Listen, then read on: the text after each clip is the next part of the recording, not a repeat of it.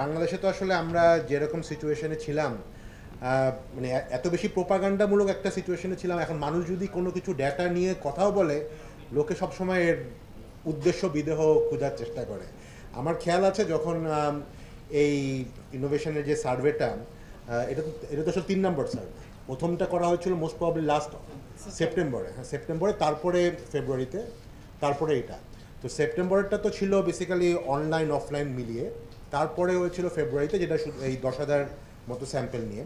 তখন কিন্তু এক ধরনের ক্রিটিসিজম এসেছিল যে বাংলাদেশ 18 কোটি মানুষের দেশ, সেখানে এই 7, 8, 5, 6 হাজার লোক দিয়ে দিয়ে কি আসলে it is representative.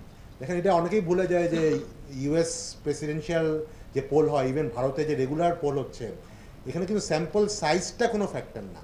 Sample 5,000 or 6,000 or 10,000 is very good, মানে significant amount of sample if the methodology is perfect. So এই জায়গাটাতে already Rubayet has actually explain what was the methodology, কীভাবে বাংলাদেশের পপুলেশনের যে সার্ভের সাথে মিলিয়ে রেখেই আসলে স্যাম্পলিংটা করা হয়েছিল।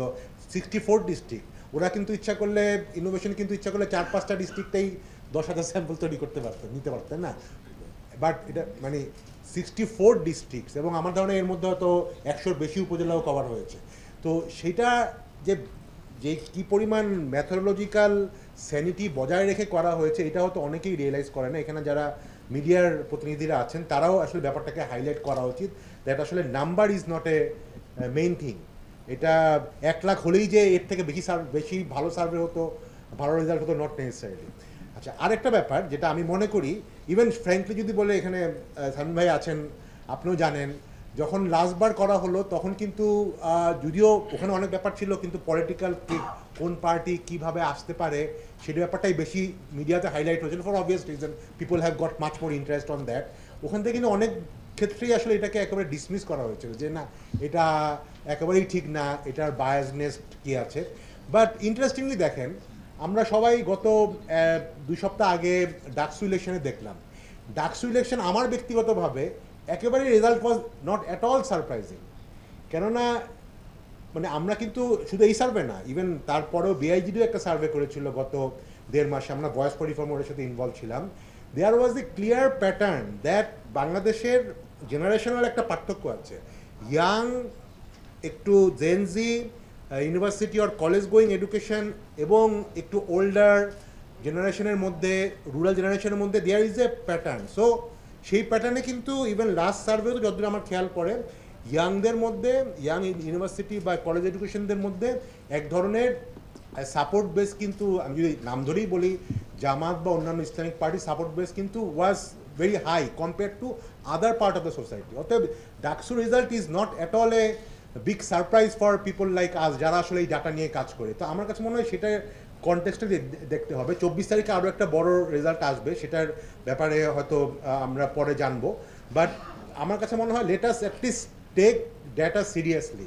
কেউ কোনো সার্ভে করলেই সেটাকে আগে থেকেই যদি আমরা চ্যালেঞ্জ করি যে এটার উদ্দেশ্য কী, এটার আসলে মানে এত অল্প নাম্বার নিয়ে কিভাবে হয়, সেটা আসলে আমার মনে হয় একটু আমাদের রেশনাল হওয়া উচিত। আর মানে অলরেডি বিভিন্নভাবে আসছে, বাট আমার কাছেও মানে I completely agree with Rashna আপা that there are very interesting dynamics that আসলে আমাদের ইয়াঙ্গার জেনারেশন আর ওল্ডার জেনারেশনের মধ্যে যে এক ধরনের ডিফারেন্ট, মানে এক ধরনের কোরিলেশন, মানে এক ধরনের বিভিন্ন ব্যাপারে যে মানে ডিফারেন্ট একটা হচ্ছে যে তারা they get more kind, they had more expectation.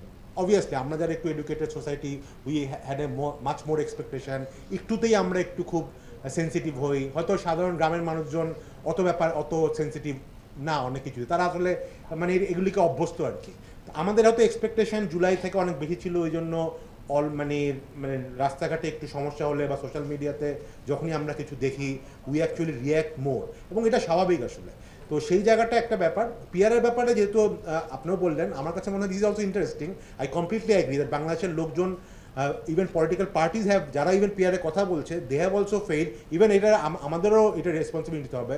আমরাও যারা civil society upper house peer নিয়ে গত 1 বছর ক্যাম্পেইন করছি, তারাও যে আসলে মানে এখনও কিছুটা হলেও আমরা তো শহর ভিত্তিক এলিট সোসাইটি ভিত্তিক এক ধরনের অ্যাক্টিভিজম করেছি। এটাকে যে আসলে আমরা যদি রিয়েলি চাই, এটাকে আসলে গ্রামে গঞ্জে নিয়ে যেতে হবে। হ্যাঁ, আমরা আপার হাউস বলি, লোয়ার হাউস বলি, সেটা পরের ব্যাপার, কিন্তু এটা সম্পর্কে সচেতনতা তৈরি করতে হবে। Because 60% people are not at all, মানে they don't know even what is peer.